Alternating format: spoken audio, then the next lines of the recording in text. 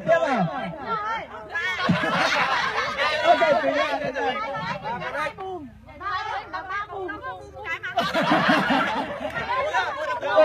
Xong rồi nha, bây giờ mình chơi. Rồi nha, bây giờ lúc ấy là chơi nháp nha, bây giờ mình chơi thật nha, mình sẽ cho mọi người là 5 giây suy nghĩ được chưa? 5 giây nhiều thế? 2 giây thôi. 3 giây suy nghĩ. 2 giây, 1 giây. 3 giây suy nghĩ nhưng mà mình sẽ chọn ra khoảng 6 người đến 8 người. Rồi, thằng này không biết luật cả đó. Mình sẽ chọn ra 6 đến 8 người bị phạt nhá. Đã chơi là phải chịu phạt nhá, được chưa? Ok, bắt đầu từ bạn này. Nào, bắt đầu.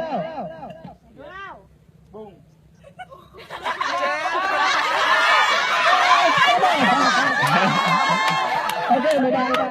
Ok, nào, tiếp đến Linh nào, hai con đấy nào. 3. Bùm. Bùm. 5 con đấy. Giờ đúng không? Bùm, bùm, bùm, bùm, bùm. 6 con đấy. Bùm, bùm, bùm. Đây là này,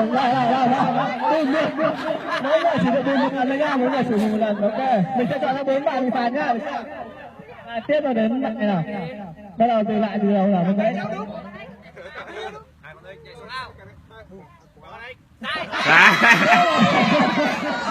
Ok. Rồi bây giờ đến lại nhá, ba đây nào, đến lại ba con là từ đấy. Bùm. Bùm. Một con ếch nhảy xuống ao. Bùm, bùm, bùm. Bùm. Nhảy xuống ao. Bùm, bùm. Bùm. Nằm ở đây. Mấy bạn bây giờ, mấy bạn cái sao bây giờ? 4 người nha, mình chọn là 2 người nữa nha, được chưa? Ok, được chưa? Đến là đâu rồi, đến đây đúng không? Bây giờ tóm nhá. Chuyển cho bùm mình, tôi tóm nhá, nó sai sẽ bị phạt nhá, được chưa? Nào đến là bạn nào, hai con đấy nào. Nhảy xuống không? Tóm. 4 con ếch. Tôi nhắc. Tóm. 5 con ếch. Nhảy xuống ao. Tóm.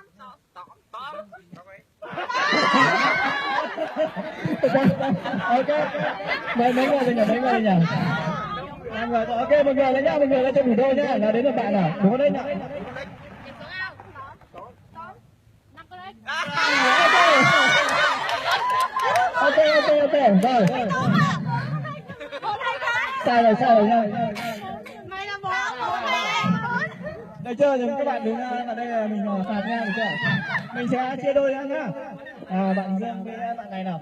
Ok. Bạn nào chúng ta mình cởi áo. Ok, được chưa? Đây bạn này nào. Ok. Hai bạn này. Ba bạn bạn nữa làm cho mình nào. Mỗi bạn chống đẩy cho mình 5 cái nha. Ok. Ok, đã bảo chơi là phải chịu. Ok, làm xuống nào. Nó dài hơn em, người nó dài hơn em. Không sao, được chưa? Mặc váy á. Anh ơi cho nó nhảy lại. Không giống được đâu. Mình chỉ làm những nơi mình. Anh ơi cho nó nhảy lại cái này.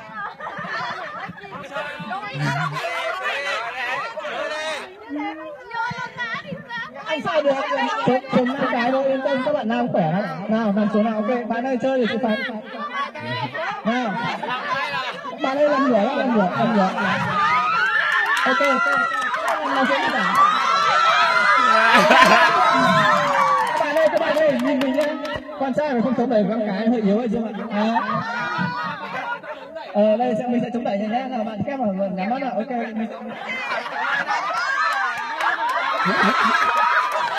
Ok, không cần chạm quá được. Ok. Cho bạn này làm chơi nào. 5 cái nào. Ok. Nào, cho bạn này chống trước nào. Cẩn thận môi chạm vào nha. Nào, 1, 2, 3, 4, 5. Ok, đến luôn rồi bạn nào nhỉ? Đâu nhỉ? Bạn. Đây bạn làm đây cho bạn này nào. Ê, không sao này.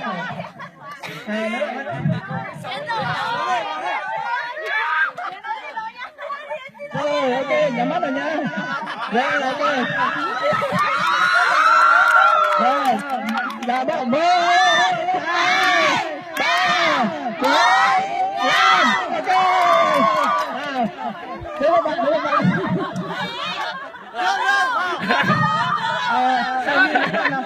như nếu bạn nam đứng sang bên này thì bạn mặc váy, mấy bạn nam đứng sang bên này nào. Ok, mấy bạn nam đứng sang bên này là bạn ấy mặc váy. Chỉ có Dương thôi, chỉ có Dương. Rồi, ok, nào, mày có chỗ này góc cái không? Nào. Nhanh lên. Không sao. Nhanh nào. Nắm. Em phải để tay lên bụng rồi, ok. Mình có thể nhắm mắt và hưởng thụ rồi. Rồi, bắt lên tim mình đã nói để một lên bụng đi để các bạn người ta người ta.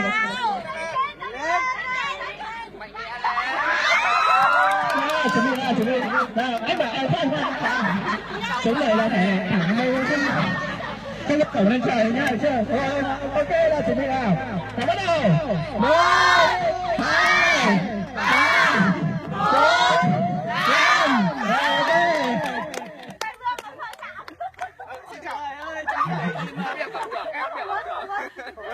Em cảm thấy là thằng Dương nó chống đẩy Dương.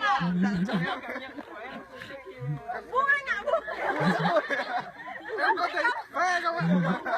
Rồi, mọi người chơi nữa không nào? Chơi nữa không nào? Ok, mọi người xếp vòng tròn là mình chơi trò ghép đôi nhá, được chưa? Trò ghép đôi thì ai cũng biết rồi, đúng chưa?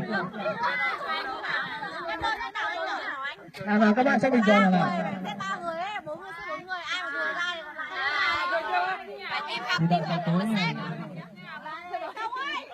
Nhớ Mày là cái gì?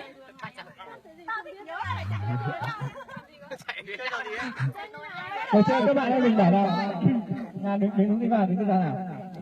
Các bạn ơi, mình thôi là nào, được chưa? Nào, bạn ấy ra chơi đi nào. Đây, để cho bạn ấy vào. Đây, đứng vào đi.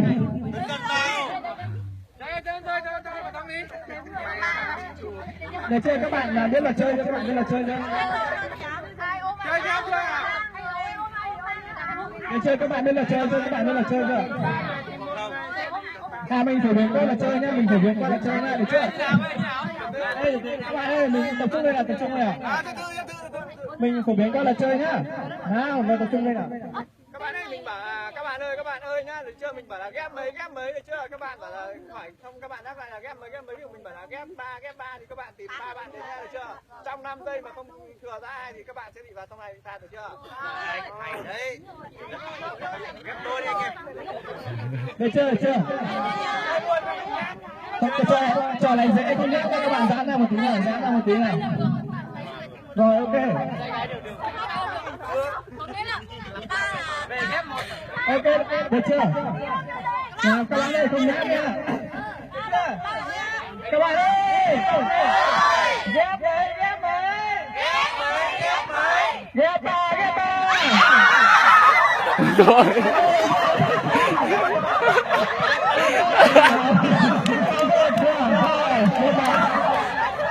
Một bàn rồi. Ok, được rồi nha, mình sẽ phạt dần nhá. Được chưa? Tiếp tục nào. Sẽ có tăng dần được. Được chưa? Tiếp tục nào. Được chưa?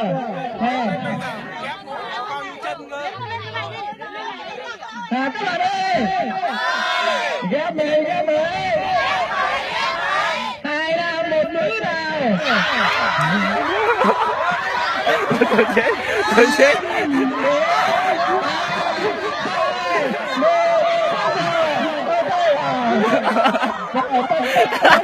Hai nam 1 nữ, tất cả. Rồi. Một bạn nữ, bạn nào đi sao? 2 bạn nữ đấy. Nào, ok chưa? Ok, rồi tất cả các bạn ok.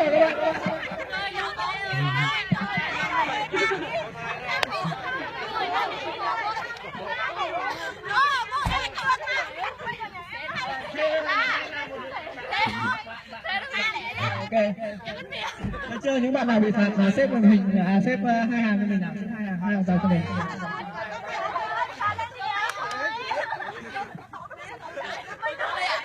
Xếp 2 hàng dọc, đây 2 hàng.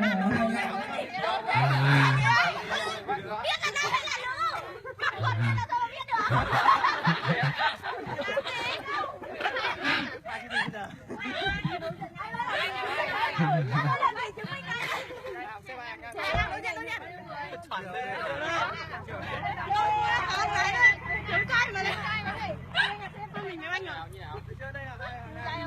Ok nào, đứng ở đây, mấy bạn kia nhanh nhanh, có bị phạt không?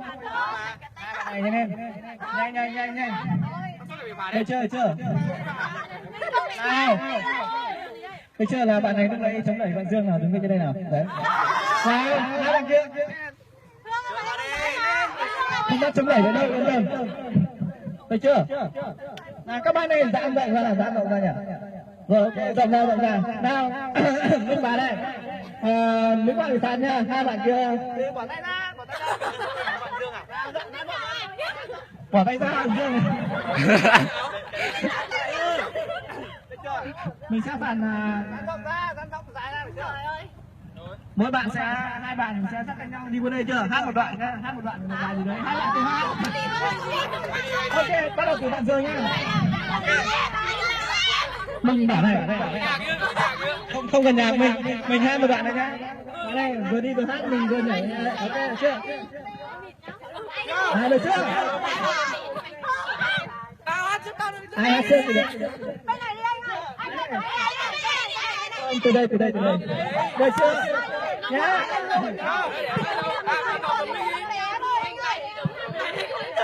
Một con vịt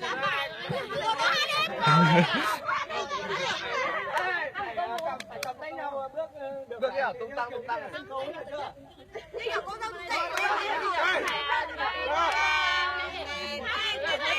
Vỗ tay nhé.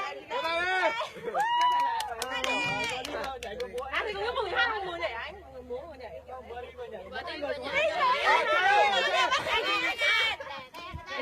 Ông mà anh đúng không? Anh ơi không cần mic đâu anh. Bỏ mic đi. Bỏ mình hát to mà. Đúng hát đâu. Ông anh đầu tiên là gì nhỉ? Một người hát. Anh này bắt chống đẩy đây rồi. Chống đẩy được không bây giờ? Anh nhau thật ra bây giờ mà không hát là lại chống đẩy thế này đấy. Ơi đi nhỉ.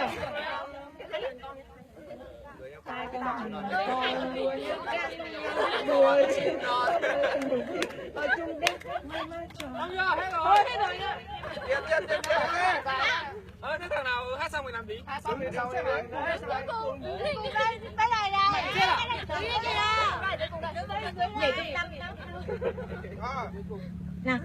Một con vịt sẽ là hai cái cánh.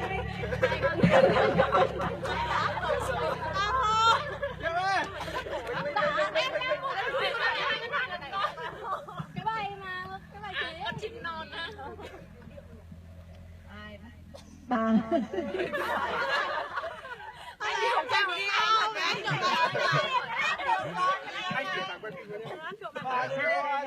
Bà ơi, bà sao yêu bà.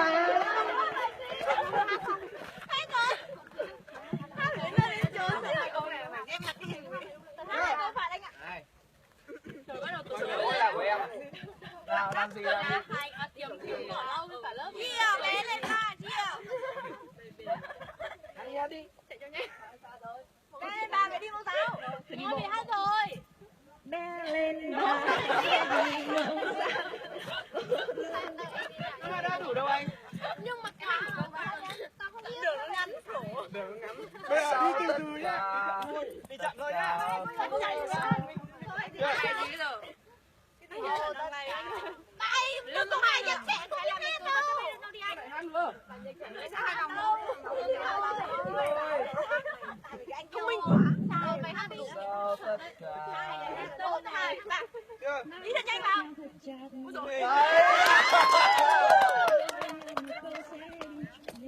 Tờ lên. Tao không biết hát đâu. Lập tiếp. Đọc thời gian đi. Thời gian đi nào. Bài gì vậy được? Bài đây. Bài đấy. Bài về đây hôm trước hai đứa luyện với nhau ấy. B.